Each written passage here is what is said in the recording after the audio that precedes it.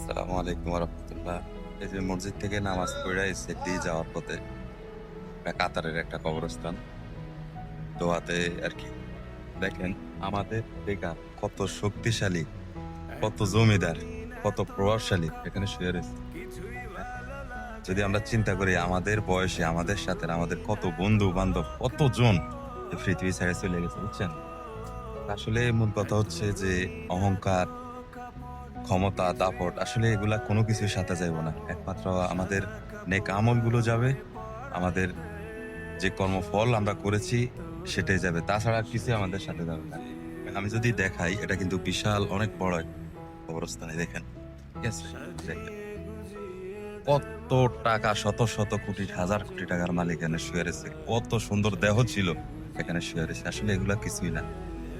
তো এগুলা থেকে আমাদের শিক্ষা নেওয়া আসলে যে আমরা আল্লাহর পথে ফিরে যাই, ৫ ওয়াক্ত নামাজ পড়ি। আল্লাহ যে আমাদেরকে চলার যেই সিস্টেম দিয়েছে সিস্টেমের মধ্যে চলি।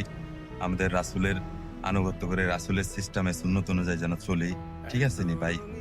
এই দুনিয়া কিছুই না। আপনি শুধু আপনার অবস্থান থেকে চিন্তা করেন আপনার লগের কত মানুষ চলে গেছে। হ্যাঁ? আসসালামু আলাইকুম ওয়া রাহমাতুল্লাহ। ভালো থাকবেন।